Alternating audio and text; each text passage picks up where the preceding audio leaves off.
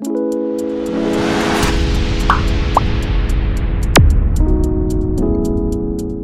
Everyone, मैं Prince Kumar Sharma आप सबके सामने फिर से प्रस्तुत करता हूं। पेपर 4 साइंस का जो है हम पार्ट 1 को डिस्कस कर रहे हैं और उसके बाद जो है हमने ह्यूमन बायोलॉजी स्टार्ट किया है, मानव विज्ञान को स्टार्ट किया है, जिसमें बेसिकली हमने सर्कुलेटरी सिस्टम, परिसंचरण तंत्र के बारे में सीखना स्टार्ट कर दिया है और उसमें हमने ब्लड जो है, रक्त को हमने जो है पूरी तरह से कंप्लीट किया है।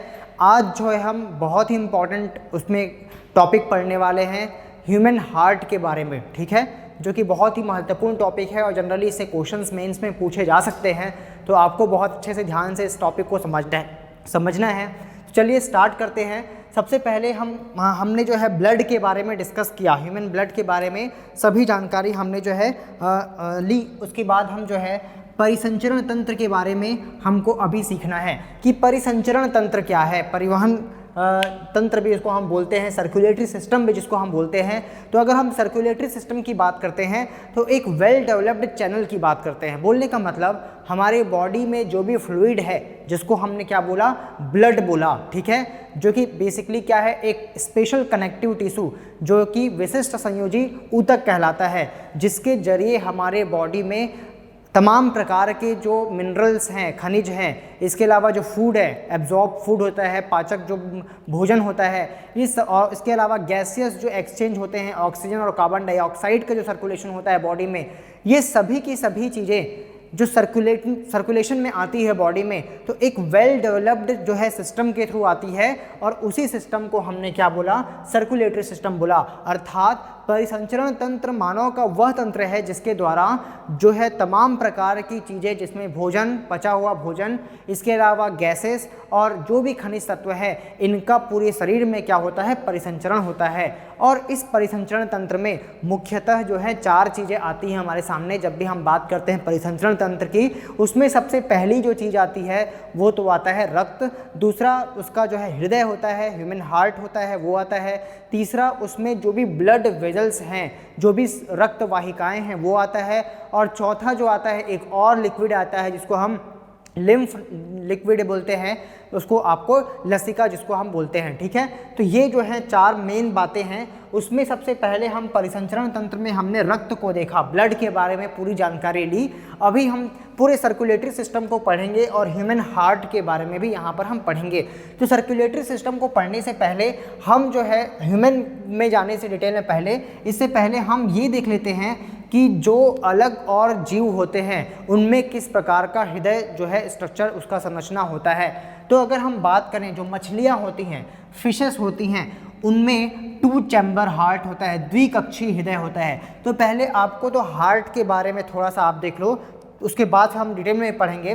जो ह्यूमन हार्ट होता है वो 4 चैम्बर का हार्ट है, 4 कक्षीय क्या है, हृदय है। आपको एक ये कक्षक दिख रहा होगा, दूसरा ये, तीसरा ये और चौथा ये। तो 1, 2 और 3 और 4, इसको हमने क्या बोला, 4 चैम्बर हार्ट, 4 कक्षीय हृदय बोला, ठीक है। ऊपर के 2 कक्षक, नीचे के 2 कक्षक।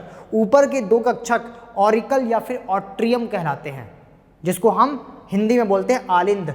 तो ऊपर के जो कक्षक हैं, जो चैम्बर हैं, उसको हम क्या बोलते हैं, ऑरिकल या फिर ऑट्रियम, या फिर हिंदी में उसको बोलते हैं ऑलिंद। और नीचे के जो आपको दिख रहे हैं 2 चैम्बर, उसको हम वेंट्रिकल या फिर हिंदी में बोलते हैं निलय, ठीक है। तो आपको ये समझ में आ गया कि 4 कक्षा होती है। ऊपर वाले को हम ऑट्रियम या ऑलिंद बोलते हैं और नीचे वाले को हम क्या बोलते हैं, वेंट्रिकल या निलय। अभी आपको ये समझना है कि जो फिश होती है, जो मछलियाँ होती हैं, उन मछलियों में अगर हम बात करें, ठीक है, जो मछलियाँ होती हैं, अगर मछलियों की बात करें तो उनमें जो है कितने कक्षीय हृदय होते हैं, द्विकक्षीय हृदय होते हैं, जिसमें एक आट्रियम और एक वेंट्रिकल, अर्थात एक आलिंद और एक निलय होता है, ठीक है। इसके बाद एम्फीबियंस की बात करते हैं। एम्फीबियंस में क्या होता है, त्रिकक्षीय हृदय होता है।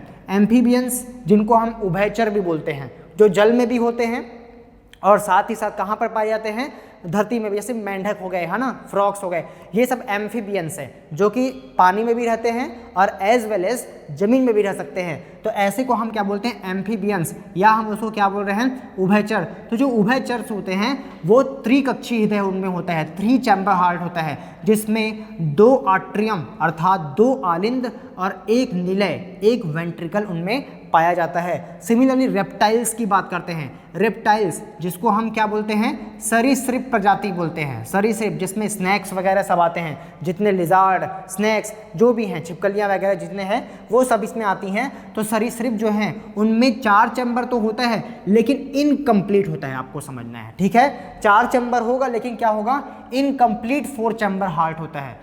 अब इसका मतलब अपूर्ण 4 कक्षीय हृदय होता है, ठीक है। तो कैसा होगा, कैसा पूर्ण हम बोल रहे हैं, तो इसमें 2 ऑट्रियम प्लस 2 वेंट्रिकल होगा।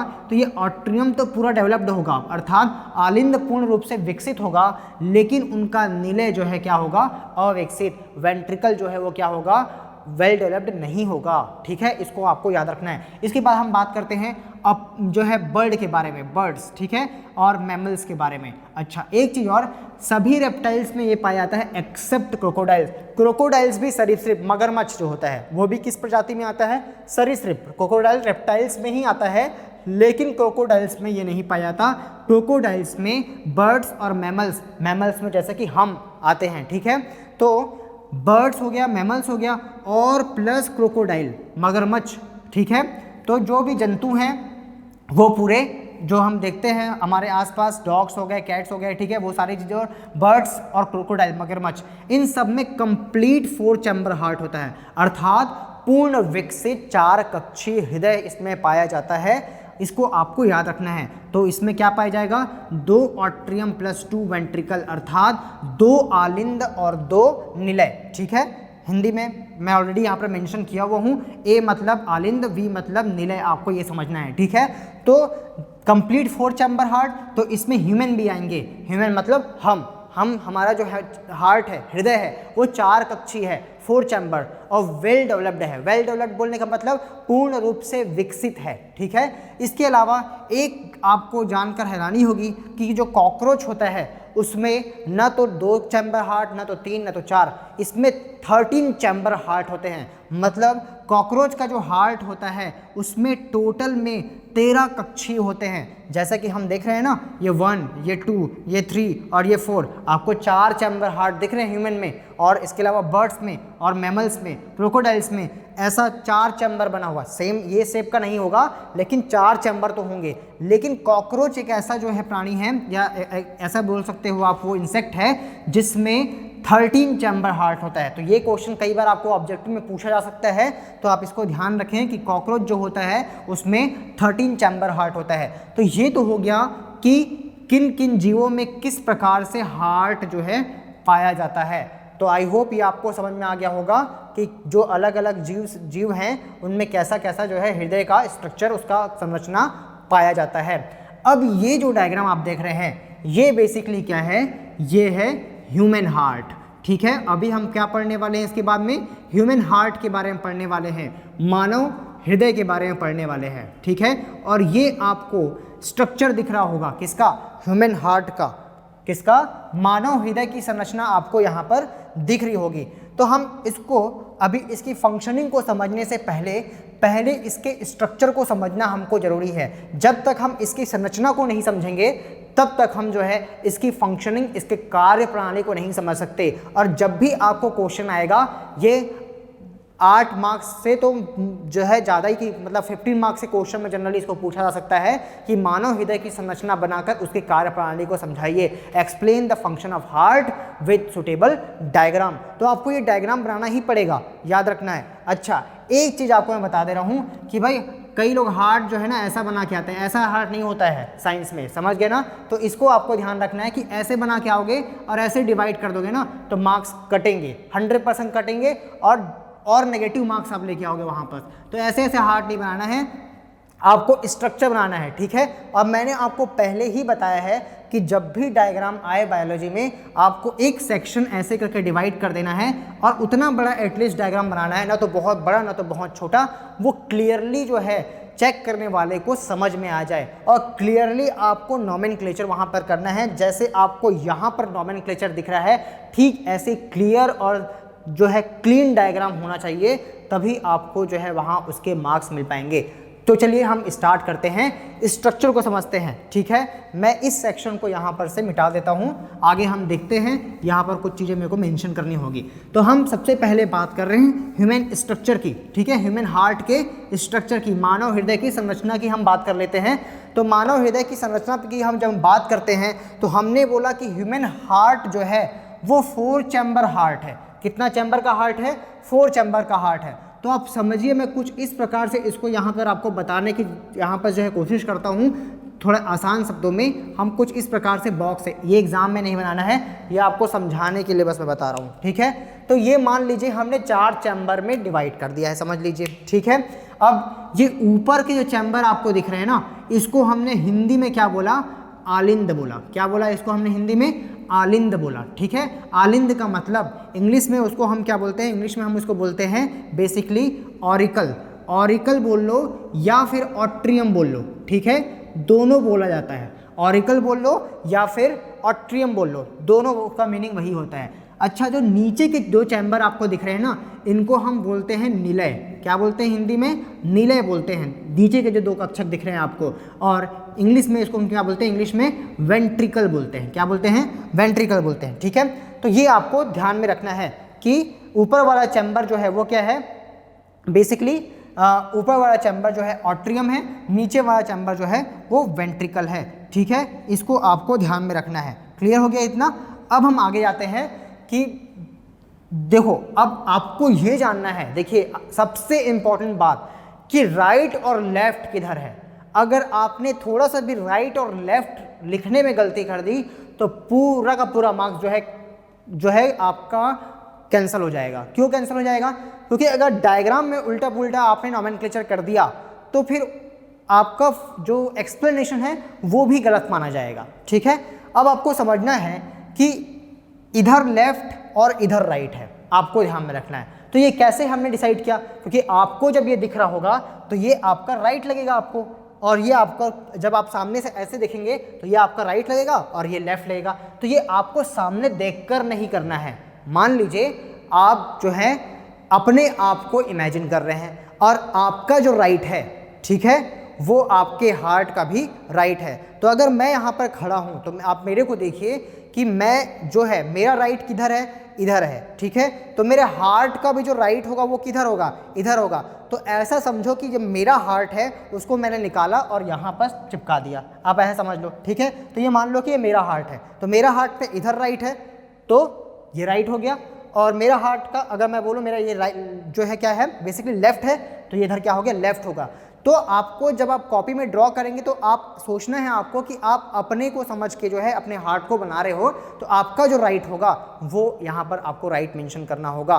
तो बोलने का मतलब ये जो, अगर आपने राइट इधर लिख दिया तो फिर आपका काम खत्म, वहाँ पर आपको 0 मार्क्स मिलेंगे, क्योंकि उसका एक्सप्लेनेशन भी पूरा गलत होगा उसके बेसिस पे। तो आपको ध्यान रखना है, डायरेक्शन आपको स्पेसिफिक करना है, ये लेफ्ट और ये राइट। ठीक है, तो हार्ट, जो मेरा हार्ट है उसका इधर क्या होगा? लेफ्ट होगा, इधर राइट होगा, और ये सामने से आपको वैसा ही ड्रॉ है। ठीक है, तो ये तो हो गया बात इसकी। तो यहाँ पर ये जो सेक्शन आपको दिख रहा है, ये सेक्शन कौन सा सेक्शन है? ये सेक्शन है लेफ्ट, जिसको हम क्या बोल रहे हैं? बायां बोल रहे हैं। ठीक है, क्लियर इतना?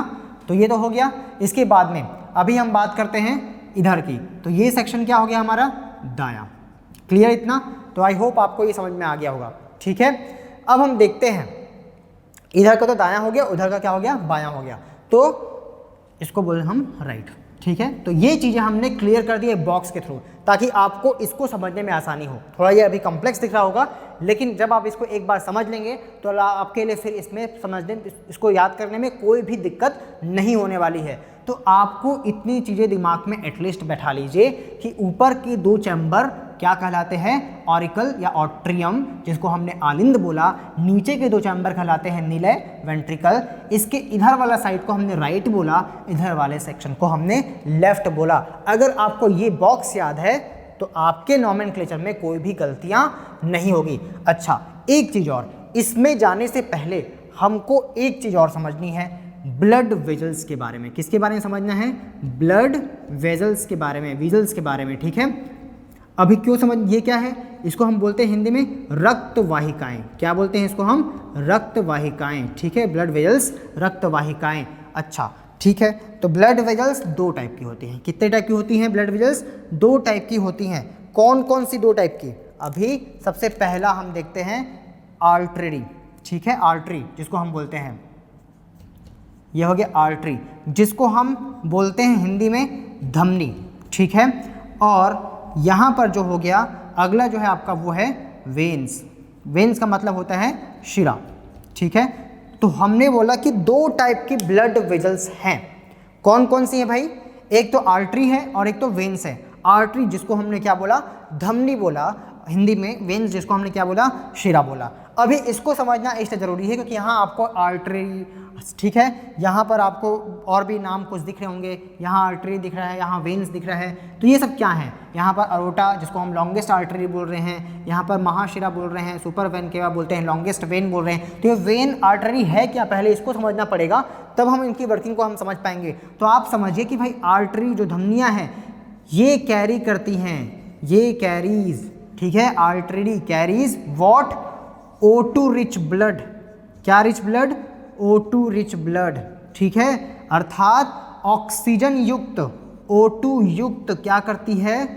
रक्त ले जाती हैं अपने से। ठीक है, तो मैंने क्या बोला कि जो धमनियां होती है ना वो ऑक्सीजन युक्त रक्त ले जाती हैं। समझ गए आप? जिसका जस्ट उल्टा अगर हम बात करें तो ये क्या ले जाती हैं? ये ले जाती हैं CO2 रिच ब्लड। ठीक है, तो आपको अब इतनी बात समझ में आ जानी चाहिए कि जब भी हमने आर्टरी या धमनी बोलते हैं तो मतलब वो ऑक्सीजन वाले ब्लड को, जिसको हम सामान्यतः शुद्ध रक्त, प्योर ब्लड बोलते हैं, तो आर्टरी प्योर ब्लड को ले जाती है, अर्थात ऑक्सीजनेटेड ब्लड को, ऑक्सीजन युक्त रक्त को ले जाने का काम करती है, उसके परिवहन का काम करती है। जबकि शिराएं जो हैं, वेन्स जो हैं, वो CO2 rich blood, impure blood, ठीक है, कार्बन डाइऑक्साइड वाला जो ब्लड होगा उसको लेकर जाएगी। लेकिन यहाँ पर एक्सेप्शन भी है, आपको इतना ध्यान रखना है। सारी की सारी आर्टरी ऑक्सीजनेटेड ब्लड, ऑक्सीजन युक्त रक्त लेकर जाती है, एक्सेप्ट पल्मोनरी आर्टरी। ठीक है, तो यहाँ पर लिखा है पल्मोनरी आर्टरी।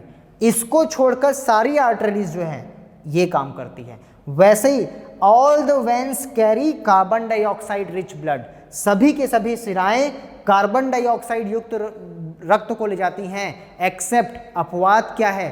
Pulmonary veins. ठीक है, ये आपको लिखा हुआ है पल्मोनरी वेन्स, तो इसको छोड़कर सभी के सभी वेन्स ही ले जाती हैं। ठीक है, तो पल्मोनरी वेन्स जिसको फुसफुसीय सिरा बोलते हैं, पल्मोनरी आर्टरी जिसको फुसफुसीय धमनी बोलते हैं, ये आपको ध्यान में रखना है। ये बहुत इंपॉर्टेंट, ये एक्सेप्शन है, याद रखना है। ये क्या है? एक्सेप्शन है। अभी मैं वर्किंग में समझाऊंगा आपको कैसे एक्सेप्शन है। तो जब मैंने बोला कि भाई ये एक्सेप्शन है, कौन एक्सेप्शन है? ये एक्सेप्शन है पल्मोनरी आर्टरी, पल्मोनरी आर्टरी अपवाद है, एक्सेप्शन है। ठीक है, यहाँ पर मैं शॉर्ट में लिख देता हूँ, ये नहीं करेगी ये काम। तो ये क्या काम करेगी? ये ले जाएगी CO2 रिच ब्लड को। कैसे? हम देखेंगे। वैसे ही यहाँ पर पल्मोनरी वेन्स अर्थात फुसफुसी शिरा को छोड़कर ये सब काम करेगी बाकी शिराएं, लेकिन ये तो नहीं करेगी। तो ये क्या करेगी? ये ऑक्सीजन रिच ब्लड को लेके जाएगी।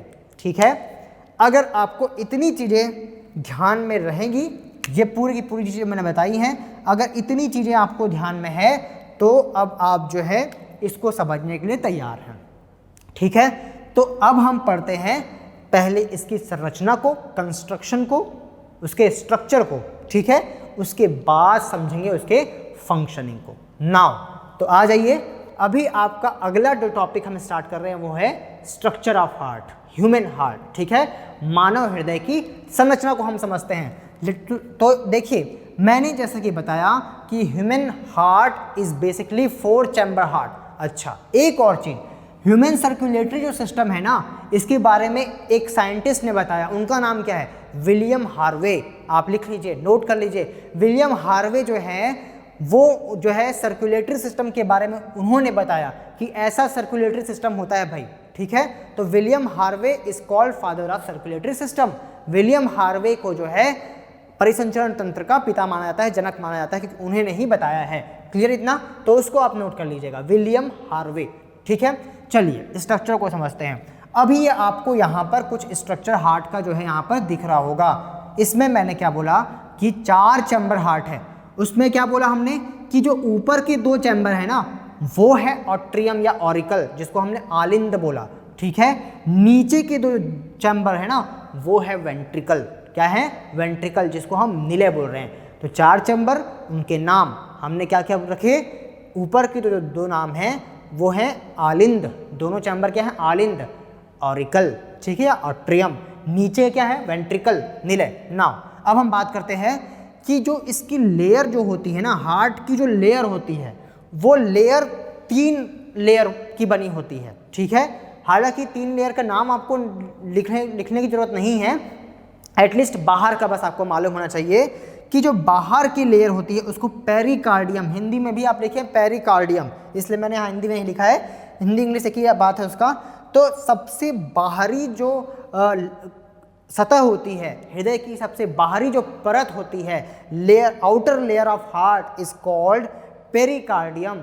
Outer layer of heart is called pericardium. इसके अंदर मायोकार्डियम, उसके अंदर एंडोकार्डियम। तो मैंने बोला था ना 3 लेयर होंगी हार्ट की। कितनी लेयर होंगी? 3 लेयर।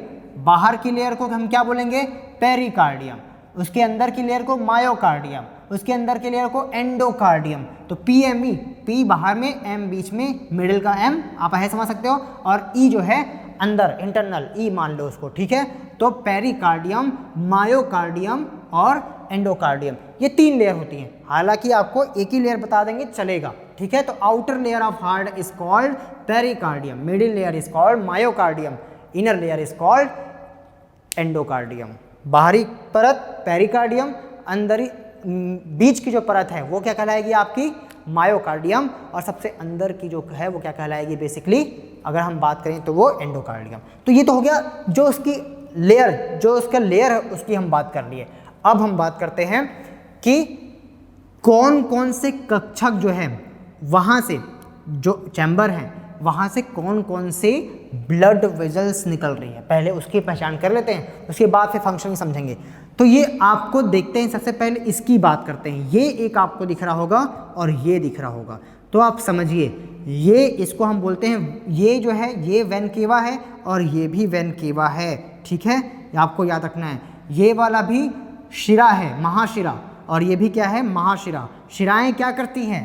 शिरा, वेन्स क्या करती हैं? कार्बन डाइऑक्साइड रिच ब्लड को लेके जाती हैं। तो आप समझिए कि पूरे शरीर से जो कार्बन डाइऑक्साइड वाला ब्लड है उसको कहाँ तक लाना है? हृदय तक, हार्ट तक लेके आना है। और हार्ट तक लेके आने में कौन मदद करेगा? वेन्स। ठीक है, लेकिन उन वेन्स से ब्लड को कलेक्ट करते हुए, उन सिराओं से ब्लड को एकत्रित, रक्त को एकत्रित करते हुए हृदय के अंदर डालने वाले जो वेन्स हैं, शिराएं हैं, उनको हमने क्या बोला? महाशिरा बोला। क्या बोला? उनको हमने महाशिरा बोला। ठीक है, ये भी महाशिरा है और ये भी महाशिरा है। वेन केवा मतलब महाशिरा। अब इंपॉर्टेंट चीज कि 2 प्रकार की हमने यहाँ लिखी है, एक तो सुपीरियर लिखा है और एक तो इंफीरियर लिखा है। वेना केवा तो मतलब महाशिरा होता है, ठीक है, महाशिरा, लेकिन हमने इंफीरियर और सुपीरियर क्यों लिखा भाई? तो आप ये समझिए कि सुपीरियर जो है वो अपर बॉडी से ब्लड को लेगी, जबकि इंफीरियर कहाँ से लेगी? लोअर बॉडी से लेगी। अभी समझे कि नहीं समझे आप? अपर बॉडी और लोअर बॉडी क्या होता है? हमारा हार्ट कहाँ पर है? यहाँ पर है। हार्ट के ऊपर वाली बॉडी अपर बॉडी, हार्ट के नीचे वाली बॉडी लोअर बॉडी। तो नीचे से जो ब्लड आएगा हार्ट में वो कहाँ से होते हुए जाएगा? इंफीरियर वेन केवा से। ठीक है, और ऊपर वाला जो होगा अर्थात ब्रेन से।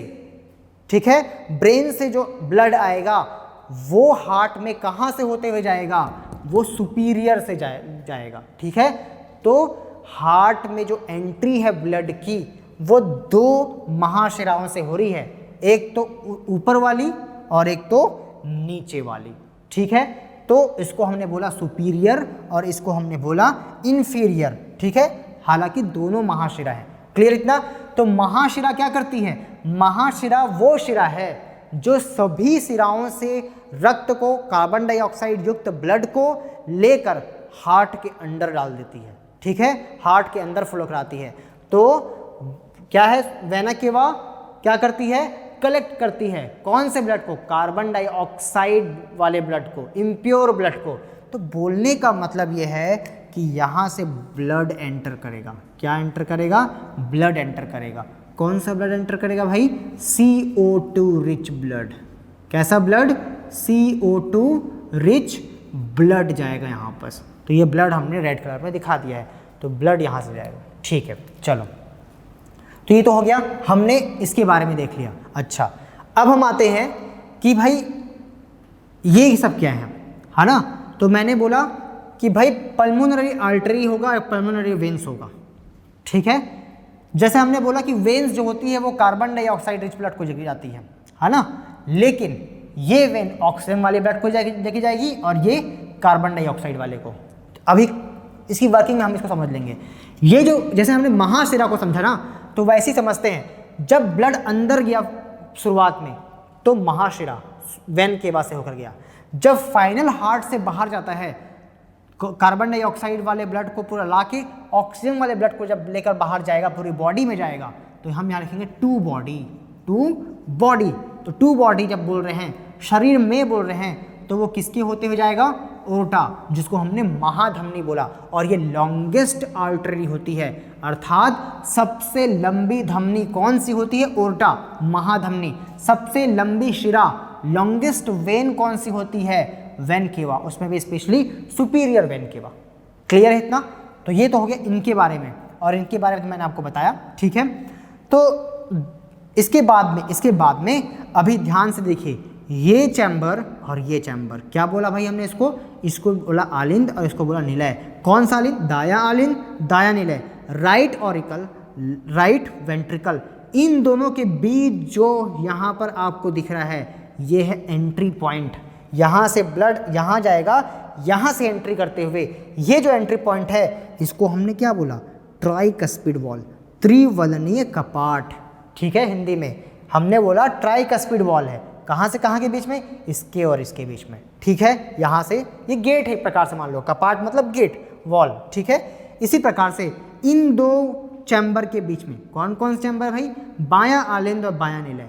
लेफ्ट ऑरिकल और लेफ्ट वेंट्रिकल के बीच में जो ब्लड जाएगा वो बाइकस्पिड वॉल से होते जाएगा। किससे होते जाएगा, बाइकस्पिड वॉल, द्विवलनीय कपाट। क्लियर है इतना। तो ये तो हो गया पूरा नॉमेनक्लेचर। इसके बाद में लंग्स भी आएगा, जिसको हम उसके वर्किंग के साथ में समझेंगे। अब हम शुरू करते हैं वर्किंग।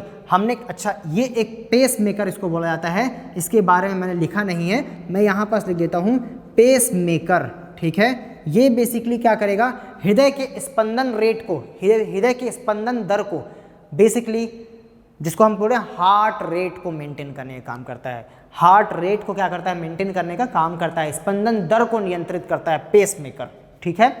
तो this is all about structure of heart. Now moving to the working of heart. हृदय की कार्य प्रणाली को स्टार्ट करने जा रहे हैं हम। अब इसको ध्यान से समझिएगा। चलिए, तो हमने बोला हृदय के, अब एक और चीज आपको ध्यान रखना है कि जिन मसल से हार्ट बना हुआ है, क्योंकि स्ट्रक्चर में कंप्लीट कर दिया है, तो एक चीज मैंने मिस कर दिया कि जिन मसल से, जिन ऊतकों से हृदय बना हुआ है, इसकी संरचना जो बनी हुई है, उसको कार्डियक मसल्स बोलते हैं। क्या बोलते हैं, कार्डियक मसल्स। कार्डियक जो है ऊतक, हिंदी में बोलेंगे तो हृदय पेशियां बोलते हैं उसको, ठीक है। हृदय पेशियां या हृदय ऊतक बोलते हैं उसको, आपको याद रखना है। इंग्लिश में कार्डियक वर्ड यूज किया जाता है, ठीक है। और हृदय की स्टडी को हम क्या बोलते हैं, जो स्टडी ऑफ हार्ट या हृदय के अध्ययन को हम क्या बोलते हैं, कार्डियोलॉजी बोलते हैं, ठीक है। क्लियर। और जो इनके डॉक्टर्स होते हैं उनको हम क्या बोलते हैं, कार्डियोलॉजिस्ट, ठीक है। हार्ट स्पेशलिस्ट जिसको हम बोलते हैं। चलो आगे बढ़ते हैं।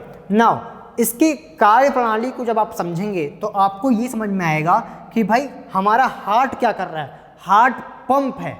हार्ट क्या है, एक पंप है। हृदय एक पंप के समान है जो ब्लड को रिसीव करता है और पंप कर देता है बॉडी में पूरे, ठीक है। तो पंपिंग मशीन है हमारे बॉडी का। कुल मिला के अगर हार्ट को बोला जाए तो क्या है, हार्ट पंपिंग मशीन है।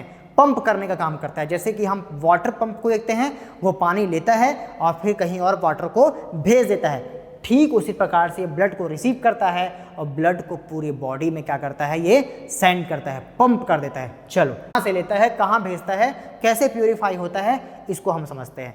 तो सबसे पहले तो आपको यही समझना पड़ेगा कि कार्बन डाइऑक्साइड ब्लड आ क्यों रहा है इसके पास में और ऑक्सीजन वाला जा क्यों रहा है। जब आप इसको नहीं समझेंगे तो आप समझ नहीं पाएंगे। तो थोड़ा सा मैं रिस्पिरेशन के बारे में बता देता हूँ, श्वसन के बारे में बता देता हूँ। हमको ऑक्सीजन की ज़रूरत क्यों पड़ती है, हम बोलते हैं उसको लाइफ एयर, प्राणवायु। ऑक्सीजन को क्यों प्राणवायु है भाई, जो भी एनर्जी आपको चाहिए वो एनर्जी कहाँ बनती है, जल्दी से बताइए, आपके दिमाग में तुरंत आना चाहिए, माइटोकॉन्ड्रिया।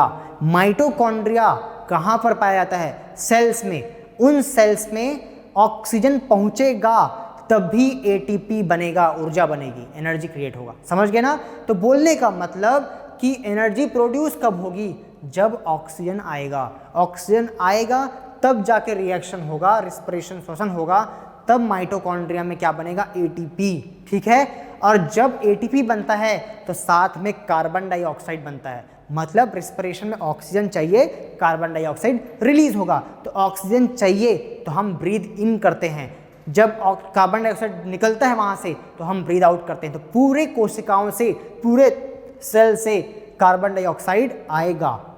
कौन लेके आएगा, ब्लड लेके आएगा। ये छानेगा कहाँ, ये एक्सचेंज कहाँ होगा, विनिमय कहाँ होगा इसका, लंग्स में। ठीक है। तो ये काम कर रहे हैं दोनों मिलकर, लंग्स और हार्ट दोनों मिलकर काम कर रहे हैं। ठीक है।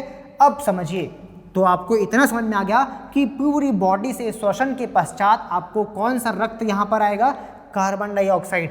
ऊपर के शरीर से, हृदय का जो ऊपर का शरीर है, अपर बॉडी है, वहाँ से ब्लड रिसीव करेगा हार्ट, किससे, सुपीरियर वेन केवा से, महाशिरा से। ठीक है। नीचे भी महाशिरा से, इंफीरियर वेन केवा से। ठीक है। अब आप या इसको बोल सकते हैं उच्च महाशिरा या निम्न महाशिरा। ठीक है। इस प्रकार से आप उसको लिख सकते हैं। चलिए, अभी हम देखते हैं कि भाई यहाँ से ब्लड एंटर कर रहा है, कौन सा ब्लड एंटर कर रहा है, यहाँ से CO2 वाला ब्लड एंटर कर रहा है। कौन सा ब्लड एंटर कर रहा है, CO2 रिच ब्लड एंटर कर रहा है। ठीक है। चलो, CO2 रिच ब्लड एंटर कर रहा है, ये एंटर किया यहाँ से। ठीक है। अब जब ये ब्लड एंटर यहाँ से कर लिया है, अब इसके बाद में वो ट्राइकस्पिड वॉल, त्रिकपटनीय वॉल से होते हुए कहाँ एंटर करेगा, ये एंटर कर रहा है राइट वेंट्रिकल में, दायां निलय में जा रहा है, दायां आलिन से दायां निलय में। क्या, किससे होते हुए, त्रिवलनीय कपाट से होते हुए, ट्राइकस्पिड वॉल के थ्रू जो है right auricle to right ventricle blood जा रहा है। चलिए, अभी भी यहाँ पर भी कौन सा ब्लड है, CO2 रिच ब्लड। अब ये जो ब्लड है ये जाएगा कहाँ, ये जाएगा बेसिकली इस वॉल्व से होते हुए। ठीक है। और ये क्या है, ये क्या है, देखो कहाँ जा रहा है ब्लड। आप ध्यान से समझिए कि ब्लड कहाँ जा रहा है, डायग्राम में देखिए। ठीक है। तो हमने क्या बोला भाई कि ये जो चैम्बर है, ये कौन सा चैम्बर है, दायां निलय, राइट वेंट्रिकल है। राइट वेंट्रिकल से ब्लड कहाँ जा रहा है, लंग्स में जा रहा है, फेफड़ों में जा रहा है। मैंने यहाँ फेफड़ा नहीं बनाया है, दोनों साइड लंग्स होता है और दोनों साइड जाएगा। तो एक तो ट्यूब से मैंने यहाँ 2 लंग्स फेफड़ा लिख दिया है और यहाँ एक ठो बना दिया है। ठीक है। तो ये आपको समझ में आ जाना चाहिए कि दोनों साइड जा रहा है, और ये भी पल्मोनरी आर्टरी है और ये भी पल्मोनरी आर्टरी है। ठीक है। दोनों साइड जाएगा। अब आप समझिए, ध्यान से समझिए, मैंने थोड़ी देर पहले आपको क्या बोला कि सभी arteries oxygen rich blood, oxygen युक्त ब्लड लेकर जाती है, एक्सेप्ट पल्मोनरी आर्टरी। तो ध्यान से देखिए आप, यहाँ CO2 rich blood, CO2 rich blood, यहाँ से यहाँ तक, लंग्स तक पल्मोनरी आर्टरी क्या लेकर जा रही है, CO2 रिच ब्लड। ये कौन सा ब्लड है, CO2 रिच ब्लड है। तो यहाँ से यहाँ ले जाने वाली जो आर्टरी है, जो धमनी है, जिसको हमने पल्मोनरी आर्टरी, फुसफुसीय धमनी बोला, ये CO2 रिच ब्लड को लेके जा रही है। कहाँ से कहाँ, वेंट्रिकल से लेकर, राइट वेंट्रिकल से लेकर लंग्स, फेफड़े तक। ऐसे ही सिमिलरली यहाँ पर। क्लियर इतना। इसके बाद क्या होगा कि यहाँ पर होगा गैसियस एक्सचेंज। तो मैं थोड़ा सा आपको यहाँ पर एक डायग्राम बना के समझाता हूँ, देखिए आप ध्यान से। ये एक गुब्बारे की तरह होता है। हमारा लंग्स में जो एल्वेओलाई सैक होता है, एल्वेओलाई होता है, जिसको हम क्या बोलते हैं यहाँ पर, एक प्रकार से गुब्बारा समझ सकते हैं आप। वहाँ क्या होगा, अब यहाँ पर जो है आप देखिए, ये मान लीजिए क्या है, ये है ब्लड की विजल्स। अब इसमें क्या आ रहा है, ध्यान से देखिए कि यहाँ पर आ रहा है CO2 वाला ब्लड, ठीक है, और यहाँ से जा रहा है कौन सा ब्लड, O2 रिच ब्लड। अच्छा ठीक है, तो क्या हुआ भाई यहाँ पर, और ये क्या है, यहाँ से हम ऑक्सीजन ले रहे हैं, सांस ले रहे हैं, ठीक है। तो होगा क्या कि यहाँ जो ऑक्सीजन होगा, ये ऑक्सीजन यहाँ चले जाएगा, और यहाँ जो कार्बन डाइऑक्साइड होगा ये यहाँ चले जाएगा। ध्यान समझिए कि ऑक्सीजन यहाँ आ गया और कार्बन डाइऑक्साइड यहाँ चले गया। जो ब्लड में कार्बन डाइऑक्साइड था वो चले गया CO2 इधर, और ये O2 आ गया इधर। अब ब्लड में जो O2 आएगा वो मिलके चले जाएगा। इस प्रकार से गैसियस एक्सचेंज हो रहा है। तो जो चीज़ यहाँ हो रही है मैंने यहाँ समझाया है, ध्यान से देखिए। CO2 वाला यहाँ गया, इसमें हमने सांस लिया अंदर, सांस जैसे ही लिया हमारे लंग्स में, फेफड़े में जो हवा गई, वहाँ से गैस एक्सचेंज हो रहा है, विनिमय हो रहा है। ऑक्सीजन चले गया ब्लड में, और ब्लड से कार्बन डाइऑक्साइड चले गया, जिसको हमने इनहेल कर दिया। इनहेल कर दिया तो वो ब्लड से यहाँ से आ गया, ठीक है। इस प्रकार का वहाँ एक्सचेंज हो रहा है। अब यहाँ से तो मैंने बोला O2 रिच ब्लड निकलेगा। O2 रिच ब्लड निकल के कहाँ जाएगा, कहाँ जाएगा, कहाँ जाएगा भाई, यहाँ पर देखो, लेफ्ट ऑरिकल बायां आलिंद में जा रहा है। कहाँ जा रहा है, लेफ्ट ऑरिकल बायां आलिंद। तो pulmonary veins carries oxygen rich blood, कौन सा rich blood, oxygen rich blood, from where to where, lungs to left auricle. तो आपको ये जानना चाहिए, फुसफुसीय सिरा ऑक्सीजन युक्त ब्लड को फेफड़ों से, कहाँ से, फेफड़ों से कहाँ तक लेके जाती है, बायां आलिंद तक लेके जाती है। पता होना चाहिए आपको कौन कहाँ लेके जा रहा है। पल्मोनरी आर्टरी, फुसफुसी धमनी, राइट वेंट्रिकल दायां निलय से लंग्स, पल्मोनरी वेन्स फुसफुसी सिरा जिसको हम बोल रहे हैं, लंग से लेफ्ट ऑरिकल बायां आलिंद तक। इतना क्लियर होगा आई होप आपको, ठीक है। तो मैंने बोला कि हर वेन्स कार्बन डाइऑक्साइड वाले ब्लड को लेके जाती है, लेकिन सिवाय किसके, PV के, फुसफुसी सिरा के, वो तो ऑक्सीजन वाले को लेके जाएगी लंग से लेफ्ट ऑरिकल बायां आलिंद तक, ठीक है। चलो इसके बाद क्या होगा, इसके बाद ऑक्सीजन वाला ब्लड आ गया, और बाइकस्पिड वॉल आपको दिख रहा होगा, द्विवल्नी का पार्ट जो इनको सेपरेट कर रहा है, वहाँ से होते हुए ब्लड चले गया कहाँ पर, लेफ्ट वेंट्रिकल में, और लेफ्ट वेंट्रिकल से, अब आपको समझना है ध्यान से, लेफ्ट वेंट्रिकल से जो ब्लड है वो ब्लड जो है कहाँ जा रहा है, आप देखिए, अरोटा से होते हुए पूरी बॉडी में, ठीक है। तो आपको ध्यान रखना है, लेफ्ट वेंट्रिकल बायां निलय से महाधमनी से होते हुए पूरे शरीर में ब्लड जो है सप्लाई होगा। यहाँ जो ब्लड जाएगा वो O2 रिच ब्लड होगा। कौन सा ब्लड होगा, O2 रिच ब्लड, ऑक्सीजन जो है युक्त रक्त होगा।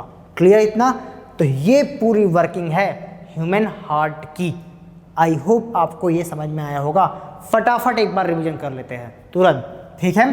तो हमने क्या बोला, human heart is 4 chamber heart, मानव हृदय 4 कक्षीय हृदय है, जिसमें ऊपर की कक्षा को हमने क्या बोला, आलिंद बोला, ऑरिकल या ऑट्रियम बोला, नीचे के कक्षों को हमने, चैम्बर को हमने क्या बोला, बेसिकली वेंट्रिकल बोला, निलय बोला, और हमने ये भी बोला कि भाई इधर वाला जो सेक्शन होगा ये राइट होगा, दायां होगा, इधर वाला सेक्शन होगा क्या, बायां होगा। इन दो चैम्बर को डिवाइड करने वाला जो वॉल्व, जो गेट है, उसको हमने ट्राइकस्पिड वॉल्व, त्रिवल्नी का पार्ट बोला। इन दो चैम्बर, इन दोनों कक्षों को जो अलग करने वाला गेट है, उसको हमने क्या बोला, बाइकस्पिड वॉल्व, द्विवल्नी का पार्ट बोला, ठीक है। अभी क्या हो रहा है, इसमें 3 लेयर होती हैं। बाहरी लेयर पेरिकार्डियम, अंदर की लेयर, बीच वाली लेयर जिसको हम मायोकार्डियम बोले, उसके अंदर की एंडोकार्डियम बोले, ठीक है। इसके बाद हमने बोला कि भाई जो ब्लड आएगा वो पूरे शरीर से आएगा, कार्बन डाइऑक्साइड वाला, उसको 2 जगह से ये रिसीव करता है, एक तो कहाँ से, इंफीरियर वाले से, और एक तो सुपीरियर वाले से। और किसको हमने उसका क्या नाम दिया, महाशिरा, वेन केवा उसको हमने बोला। यहाँ से रिसीव करते हुए ब्लड ट्राइकस्पिड वॉल्व, त्रिवल्नी का पार्ट से होते हुए पहुँच जाए कहाँ, राइट वेंट्रिकल में, दायां निलय में, और यहाँ से फिर पल्मोनरी आर्टरी जिसको हमने फुसफुसी धमनी बोला, जो कि कार्बन डाइऑक्साइड वाले ब्लड को ही लेके जा रही है कहाँ तक, लंग्स तक। लंग्स में गैसियस एक्सचेंज हुआ, गैसों का विनिमय हुआ, ऑक्सीजन आ गया, कार्बन डाइऑक्साइड निकल गया, कार्बन डाइऑक्साइड निकल गया, ब्रीद आउट हो गया, और जो हमने ब्रीदिंग किया वो आके ब्लड में मिल गया, और वही ब्लड अब पल्मोनरी वेन्स फुसफुसी सिरा के थ्रू लंग्स से कहाँ पर आया, लेफ्ट ऑरिकल में आया, लेफ्ट ऑरिकल में, फेफड़ों से बायां आलिन में ऑक्सीजन युक्त ब्लड फुसफुसी सिरा से होते हुए प्रवेश करता है, और फिर ये बाइकस्पिड वॉल द्विवल्निका पार्ट से होते हुए पहुंच जाता है लेफ्ट वेंट्रिकल में, और फिर लेफ्ट वेंट्रिकल उसको क्या करता है, पुश करता है अरोटा से पूरी बॉडी में। तो इस प्रकार से इसकी पूरी वर्किंग है। क्लियर इतना? तो ये तो हो गया इसकी वर्किंग के बारे में। अभी एक चीज आपको समझना है, ध्यान से देखिए। अब हम इसको कंक्लूड करने जा रहे हैं। कैसे कंक्लूड, ताकि आपको दिमाग में रहे, क्योंकि आपको एक चीज़ और समझनी है, दोहरा संचरण, जिसको हमने डबल सर्कुलेशन बोला, ठीक है, ये भी क्या होता है इसको भी समझना है। अभी एक चीज़ ध्यान दीजिए, आपने गौर किया होगा कि हमारा जो हार्ट है उसके दोनों ऊपर के चैम्बर ब्लड को रिसीव कर रहे हैं, एक ले रहे हैं, ठीक है, वहाँ से प्रवेश हो रहा है हृदय में, और दोनों जो नीचे के चैम्बर हैं, नीचे के कक्षक हैं, वो ब्लड को सप्लाई कर रहे हैं, पंप कर रहे हैं बाहर हार्ट से। बोलने का मतलब ये दोनों जो चैम्बर है, कक्षा है, ये ब्लड को रिसीव कर रहे हैं, कहीं से भी कर रहे हैं, कर तो हैं, और दो क्या कर रहे हैं, ये ब्लड को सप्लाई कर रहे हैं। कैसे देखो, ये शरीर से ब्लड को, ये कक्षक शरीर से रिसीव कर रहा है, शरीर से एकत्रित कर रहा है, प्रवेश करा रहा है, ये कक्षक लंग से ब्लड को ले रहा है, मतलब दोनों ब्लड को ले रहे हैं। इसको देखिए, ये कक्षक ब्लड को लंग्स के पास भेज रहा है, मतलब ये भेज रहा है, ये भी शरीर को भेज रहा है। तो एक शरीर से ले रहा है, एक लंग से ले रहा है, एक लंग्स को भेज रहा है, और एक शरीर को भेज रहा है। मतलब हमने क्या बोला भाई, कि दोनों नीचे के चैम्बर जो हैं, दोनों नीचे के कक्षक हैं, ये ब्लड को भेजते हैं बाहर, और ये दोनों ऊपर के चैम्बर जो हैं, ये ब्लड को अंदर लेते हैं, एंटर कराते हैं हार्ट में। समझ गए आप? वो कहीं ना कहीं से ब्लड को रिसीव कर रहे हैं। जब ये समझ गए आप, तो आपको समझने में कोई भी दिक्कत नहीं होगी। क्या दिक्कत नहीं होगी? डबल सर्कुलेशन क्या है, बस 5 मिनट आपका लूँगा मैं। इसमें हम ये समझ जाएंगे कि डबल सर्कुलेशन क्या होता है, क्योंकि वो आपको अगर पूछा जाए डबल सर्कुलेशन बताओ, तो आपको डायग्राम लिखकर समझाना पड़ेगा। तो आप ध्यान से देखिए, मैं यहाँ पर डबल सर्कुलेशन बताता हूँ। तो हमने क्या बोला कि भाई ये डबल सर्कुलेशन के लिए मैं कुछ इस प्रकार से डायग्राम बनाता हूँ, आप देख सकते हैं, ठीक है। ये हमारा डायग्राम मान लो, ठीक है। ये अभी देखिए, अभी इसमें क्या हो रहा है, इसको हमने क्या बोला है, ये हमारा है, मैं शॉर्ट में लिख रहा हूँ, ये हमारा राइट साइड है और ये हमारा लेफ्ट साइड है, ठीक है ना। और ये जो है, ये साइड को हमने क्या बोला था, ये साइड हमारा ऑरिकल वाला साइड है, ठीक है। ये ऑरिकल या ऑट्रियम, मैं इंग्लिश में लिख रहा हूँ, ऑलरेडी यहाँ पर नोमेनक्लेचर ऑलरेडी है। और ये वाला कौन सा सिरा है, ये वाला कौन सा हिस्सा है, लेफ्ट वेंट्रिकल, ये राइट वेंट्रिकल। इतना तो क्लियर है आपको। अभी आपको समझना है, क्या समझना है, कि 2 बार डबल सर्कुलेशन, दोहरा संचरण तंत्र कैसा है। देखिए, शरीर से जो रक्त है, मैं अगर यहाँ पर लिख दूँ बॉडी, ठीक है, तो आप समझिए कि बॉडी से ब्लड कहाँ जा रहा है, बॉडी से, हरे रंग में इसलिए बनाया है मैंने क्योंकि ये इम्प्योर ब्लड है, ताकि आपको आसानी समझ में आ जाए। ये ब्लड यहाँ से क्या, क्लियर है आपको।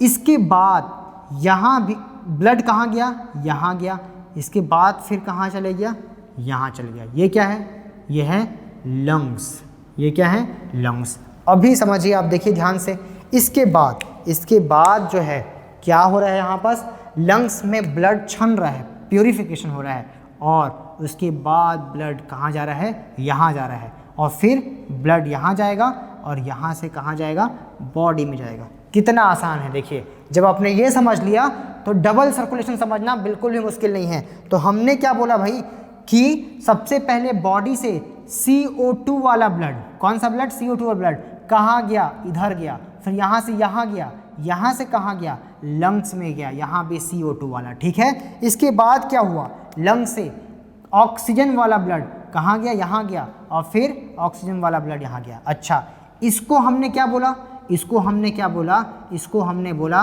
वेनकेवा, है ना। इसको हमने क्या बोला, वेनकेवा। अब पूरी बॉडी में तो वेन्स होते हैं, इसको हमने क्या बोला, इसको हमने बोला ओर्टा, ठीक है, क्लियर इतना। इसको हमने क्या बोला, क्या ये वेन है, CO2 वाला ले जाकर लिखी जा रही है, वेन है क्या, नहीं, ये क्या है, आर्टरी है। कौन सी आर्टरी है?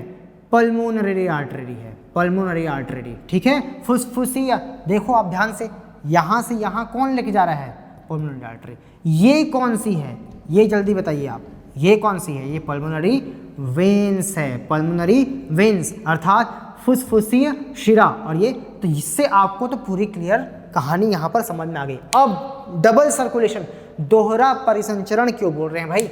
दोहरा परिसंचरण बोलने का केवल एक मापदंड है कि हमारे हृदय में एक साइकिल कंप्लीट होने के पीछे रक्त जो है हृदय में 2 बार प्रवेश करता है और 2 बार बाहर निकलता है।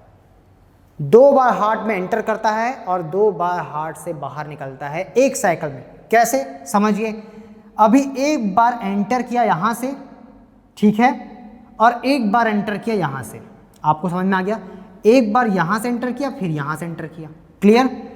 दूसरी बार अगर हम निकलने की बात करें तो एक बार यहाँ से निकला और एक बार यहाँ से निकला।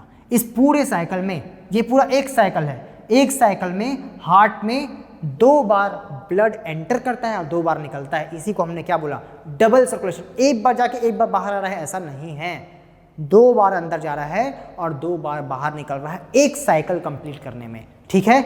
इसी को हमने क्या बोला? इसी को हमने बोला डबल सर्कुलेशन।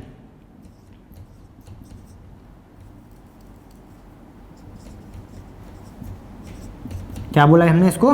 डबल सर्कुलेशन, दोहरा परिसंचरण, ठीक है, परिसंचरण। तो कई बार आपको पेपर में ये भी चीज पूछी जाती है कि डबल सर्कुलेशन क्या है, ठीक है। तो डबल सर्कुलेशन क्या है मैंने आपको बता दिया, ठीक है, क्लियर इतना?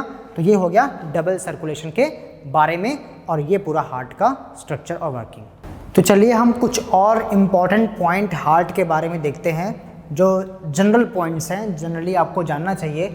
तो वो आप यहाँ पर देख रहे हैं कि एक ह्यूमन में, एवरेज ह्यूमन की अगर हम बात करें तो उसमें पर डे जो है, एडल्ट की अगर हम बात करें तो 5.7 लीटर ऑफ ब्लड पंपिंग होता है, ठीक है। पर डे की बात कर रहा हूँ मैं कि पर डे अगर हम देखें तो एक ह्यूमन एडल्ट में 5.7 litre of blood per day pumping होता है हार्ट के थ्रू, ठीक है। इसके बाद हार्ट बीट की अगर हम बात करें तो हार्ट बीट की आवाज़ कैसी होती है? तो जैसे हम पिक्चरों में देखते हैं, मूवी में देखते हैं, धक धक, ऐसा कुछ भी आवाज़ नहीं होता है, ठीक है।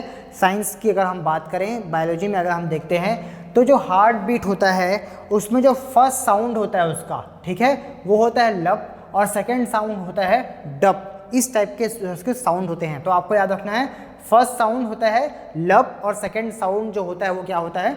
डब, ठीक है। इतना आपको जानना चाहिए। अब हम बात करते हैं वेट की। वेट कितना होता है? तो मेल और फीमेल, अगर हम एडल्ट मेल और एडल्ट फीमेल की बात करें तो दोनों में जो हार्ट का वेट होता है वो अलग अलग होता है। इसमें अगर हम मेल का देखें तो मेल का हार्ट जो होता है थोड़ा सा हैवी होता है as compare to female heart. अगर मेल के हार्ट की बात करें तो 220 से लेकर 340 ग्राम्स के बीच में, ये रेंज बता रहा हूँ मैं, ये पर्सन टू पर्सन वेरी कर सकता है। तो अगर हम बात करें मेल के हार्ट के वेट की तो 280 से लेकर 340 ग्राम, मतलब 280 से लेकर 340 ग्राम तक के बीच में इसका वेट, वजन जो है इसका हो सकता है। इसी प्रकार से अगर फीमेल के हार्ट की बात करें तो उसका रेंज कितना होता है? 230 से लेकर 280 ग्राम। तो अगर हम डेटा की कंपेयर करते हैं तो आपको पता चलेगा कि मेल का हार्ट जो है वो है हैवियर देन फीमेल हार्ट, ठीक है।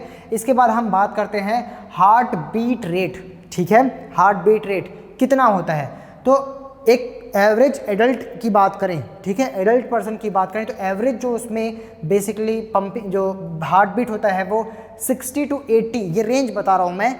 बाकी ऐसे हम एक सिंगल डिनर ले तो हम बोलते हैं जनरली 72 जो है बीट्स पर मिनट होता है। लेकिन एक रेंज की अगर हम बात करते हैं तो 60 से 80 जो है पर मिनट एडल्ट में जो है हार्ट बीट का रेट होता है पर मिनट में। और लेकिन अगर न्यू बॉर्न बेबी की बात करें तो ये तो था एडल्ट के लिए, ठीक है। अगर हम बेबी को लेते हैं, वो भी कैसा बेबी? न्यू बॉर्न बेबी जो अभी भी पैदा हुआ है, तो उसका अगर हार्ट रेट देखें तो उसका रेंज में अगर बोलूँ पर मिनट तो 70 to 190 तक हो सकता है, ठीक है। हालांकि एवरेज अगर हम लें तो 120 से लेकर 150 तक नॉर्मल होता है। लेकिन it may be in the range between 70 to 190। तो जो बेबी पैदा हुआ है जस्ट अभी, उसका हार्ट रेट 70 से 190 तक के बीच में हो सकता है। बाकी 120 से लेकर 150 तक जो होता ही है, वो एक नॉर्मल हार्ट बीट माना जाता है न्यूबॉर्न बेबी के लिए। तो ये तो हो गया कुछ इंपॉर्टेंट पॉइंट्स हार्ट को लेकर, ठीक है। तो आई होप हार्ट को लेकर आपको यहाँ पर सारी चीज़ें क्लियर हो गई होंगी। अब इसके अलावा मैं यहाँ पर जो है आपको बता रहा था डबल सर्कुलेशन वाली जो बात, तो कई बार आपको क्वेश्चन पेपर में क्या पूछ लिया जाता है कि explain the working of heart with suitable diagram and also explain the double circulation of blood in human body. तो डबल सर्कुलेशन जब मैं आपको समझाना रहेगा तो आपको ये डायग्राम को आपको बनाना है, वहाँ पर आपको ध्यान रखना है।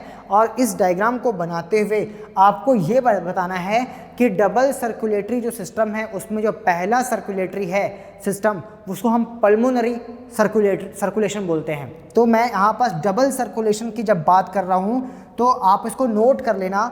दो टाइप के सर्कुलेशन आपको नोट्स में मिल जाएगा ये, कि पहला जो सर्कुलेशन है वो कौन सा होगा। अगर हम बात करें डबल सर्कुलेशन में तो पहला होगा पल्मोनरी, फुसफुसीय जो है परिसंचरण, अर्थात बोलने का मतलब आप देख रहे हैं एक तो इसके थ्रू हो रहा है ना, एक सर्कुलेशन तो इसके थ्रू हो रहा है और एक सर्कुलेशन जो हो रहा है पूरी बॉडी के थ्रू हो रहा है जो यहाँ पर आ रहा है, ठीक है।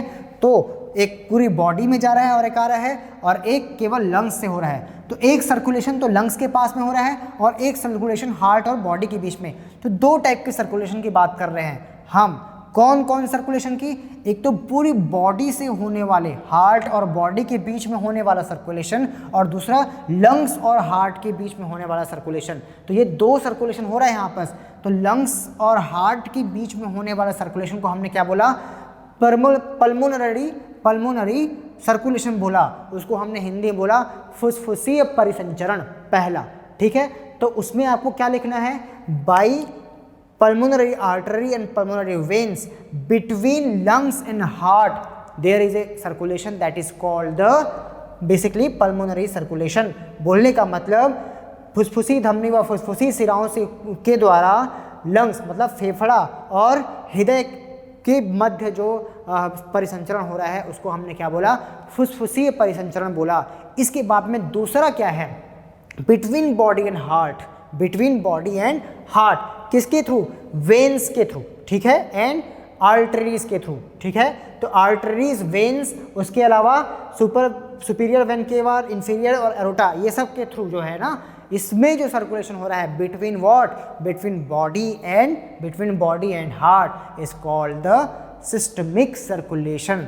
हिंदी में उसको दैहिक सर्कुलेशन भी बोलते हैं। सिस्टमिक सर्कुलेशन या फिर दैहिक सर्कुलेशन भी उसको हम बोलते हैं। तो इसको बोलते हैं डबल सर्कुलेशन। लेकिन तीसरा भी एक होता है, हालांकि हमको मेन जानना है डबल सर्कुलेशन के बारे में। तीसरा को हम काउंट इसलिए नहीं करते हैं क्योंकि तीसरा हार्ट की मसल्स में भी सर्कुलेशन होता है, जिसको हम कोरोनरी सर्कुलेशन बोलते हैं, अर्थात हृदयी, उसको हम परिसंचरण बोलते हैं। जब हार्ट के मसल्स में जो ब्लड सर्कुलेशन होगा, क्योंकि आप देखिए कि आपके हार्ट भी, आपका जो हार्ट है, हृदय है, वो किन्हीं न किसी मसल से बना हुआ है, जिसको हम कार्डिक मसल्स, पेशी जो हम बोल रहे हैं, हृदय पेशियाँ जिसको हम बोल रहे हैं, उनको भी तो कार्य करने के लिए ब्लड चाहिए ना, एनर्जी चाहिए। तो उनके में भी क्या होगा? ब्लड सर्कुलेशन होगा। तो वो ब्लड सर्कुलेशन को हमने कोरोनरी ब्लड सर्कुलेशन बोला, या फिर उसको हृदयी परिसंचरण बोलते हैं। तो ये मेनली आपको डबल सर्कुलेशन में लिखना है। पहला पल्मोनरी सर्कुलेशन, जिसको हमने फुसफुसी धमनी बोला, इसके और इसके बीच में, हार्ट और लंग्स के बीच में। इसके बाद में हमने दूसरा बोला बेसिकली सिस्टमिक सर्कुलेशन बिटवीन किसके? बॉडी एंड हार्ट, दैहिक परिसंचरण, शरीर, बॉडी और हार्ट, हृदय के बीच में, ठीक है। तो ये तो हो गया आपका हार्ट के बारे में और डबल सर्कुलेशन के बारे में। अभी मैं कुछ आपके सामने शॉर्ट में एक बार रिवीजन करता हूँ कि उससे क्वेश्चन क्लियर हो जाएंगे आपको कि आप लिखेंगे कैसे, उसकी वर्किंग को समझाएंगे। तो उसको याद करने का तरीका बहुत आसान है। जैसे ही हार्ट की फंक्शनिंग शुरू होगी तो मैं क्वेश्चन करता हूँ कि बाय विच, ठीक है, human heart receive the blood, किसके द्वारा हृदय ब्लड रिसीव करता है? क्या आंसर होगा? सिंपल सी बात है, सुपीरियर वेन केवा एंड इंफीरियर वेन केवा। अगर स्पेशली पूछा जाए अपर बॉडी से कौन सा, तो सुपीरियर, और लोअर बॉडी से कौन सा, तो इंफीरियर। ठीक है, तो ये तो क्लियर हो गया। इसके बाद में दूसरा क्वेश्चन कि भाई इस चैम्बर और इस चैम्बर के बीच में कौन सा वॉल्व है, कौन से चैम्बर के बीच में, मैंने बोला दायां अलिंद और दायां निलय, राइट ऑरिकल और राइट वेंट्रिकल के बीच में कौन सा वॉल्व है, क्या बोलेंगे आप, ट्राइकस्पिड वॉल्व, त्रिवलनी का पार्ट। ठीक है, चलिए आगे बढ़ते हैं। इन दोनों के बीच में कौन सा वॉल्व है, तो हम क्या बोलेंगे, बाइकस्पिड वॉल्व। इन दोनों मतलब लेफ्ट ऑरिकल और लेफ्ट वेंट्रिकल, बायां अलिंद और बायां निलय के बीच में कौन सा है, द्विवलनी का पार्ट है। हो गया क्लियर ये भी। इसके बाद में ये बताइए किसके द्वारा रक्त जो है दायां निलय से फेफड़ा में जाता है, by which blood vessels blood goes from right ventricle to lungs, क्या बोलेंगे आप, पल्मोनरी आर्टरी, फुफ्फुसी धमनी वो है जो यहाँ से यहाँ लेकर जा रही है। बोलने का मतलब दायां निलय से लंग्स में, from right ventricle to lungs by using pulmonary artery. ठीक है, तो लंग्स से भाई लेफ्ट ऑरिकल में कौन लेके जा रहा है, लंग्स से लेफ्ट ऑरिकल में कौन, अच्छा यहाँ से यहाँ कौन सा ब्लड जा रहा है, कार्बन डाइऑक्साइड रिच ब्लड। ठीक है, अब यहाँ से यहाँ कौन सा ब्लड जा रहा है, कहाँ से कहाँ, लंग्स से लेकर लेफ्ट ऑरिकल में, फेफड़ों से लेकर बायां अलिंद में, पल्मोनरी वेन्स, फुफ्फुसी सिरा लेके जा रहा है। कौन लेके जा रहा है, फुफ्फुसी सिरा।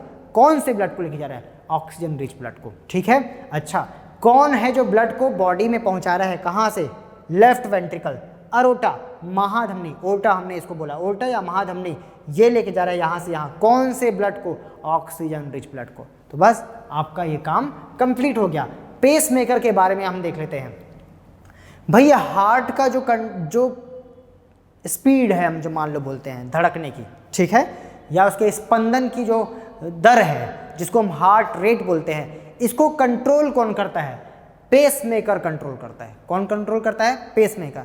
लेकिन केवल पेस मेकर नहीं, ओनली पेस मेकर नहीं हम बोल सकते, पेस मेकर करता है, रिस्पॉन्सिबल है हार्ट रेट को मेंटेन करने के लिए, लेकिन जो हार्ट रेट है, हमारा ब्रीदिंग रेट है, हमारा हृदय का धड़कना है, हमारा सांस लेना है, सांस की जो गति है, श्वास की जो गति है, ये सब जो है एक प्रकार से किस प्रकार की क्रियाएं हैं, इनवॉलंटरी एक्शन है। ठीक है, अनैच्छिक क्रियाएं, अर्थात ये हमारे कंट्रोल में नहीं है। और जो चीज़ हमारे कंट्रोल में नहीं है उसको कौन कंट्रोल कर रहा है हमारे बॉडी में, उसको कंट्रोल कर रहा है हमारा ब्रेन। ब्रेन में मौजूद है कौन सा हिस्सा, मेडुला ऑब्लोंगेटा, हाइंड ब्रेन में जिसको हम बोलते हैं पश्च मस्तिष्क में मौजूद मेडुला ऑब्लोंगेटा, ये कंट्रोल करता है इनवॉलंटरी एक्शंस को। अनैच्छिक क्रियाओं को कौन नियंत्रित करता है, मेडुला ऑब्लोंगेटा।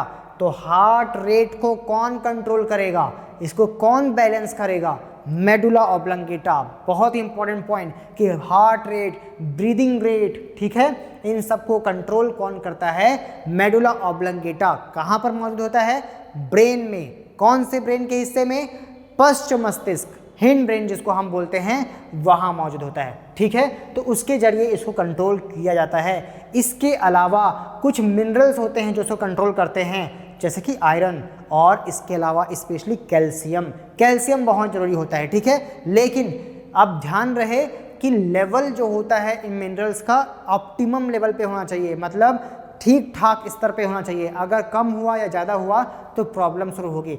चलिए हम समझते हैं डिसऑर्डर ऑफ सर्कुलेटरी सिस्टम। बोलने का मतलब परिसंचरण तंत्र में कौन कौन से दोष होते हैं। सबसे पहले तो ब्लड प्रेशर मान लो। ब्लड प्रेशर, रक्तचाप दो टाइप का होता है, उच्च रक्तचाप और निम्न रक्तचाप। ठीक है, हाई ब्लड प्रेशर और low blood pressure. High blood pressure क्या प्रॉब्लम है, ब्लड का जब प्रेशर सर्कुलेशन बहुत हाई रेट से होने लगे तो high blood pressure. Normal range क्या है, इसको मेजर कैसे करते हैं, तो मेजर करने के लिए हम देखते हैं भाई कि एक डेटा यहाँ पर होता है। वो डेटा क्या है, 120 to 80। ठीक है, 120 to 80 ये क्या है भाई, ये mmHg है। क्या है ये, mmHg। अब ये किसका यूनिट है, ये प्रेशर का यूनिट है, दाब का मात्रक है ये mmHg। ये mm क्या है, हाइट, hg क्या है, पारा का जो है वो होता है नली। ठीक है, जिसमें हम ब्लड प्रेशर मापते हैं उसमें उसकी हाइट देखी जाती है। तो 120 हाई और 80 लो, इतना अगर मेंटेन होता है तो उसमें क्या होगा, इसके में रहता है तो इसको हम क्या बोलेंगे, इस रेंज में अगर रहेगा तो ये नॉर्मल ब्लड प्रेशर है।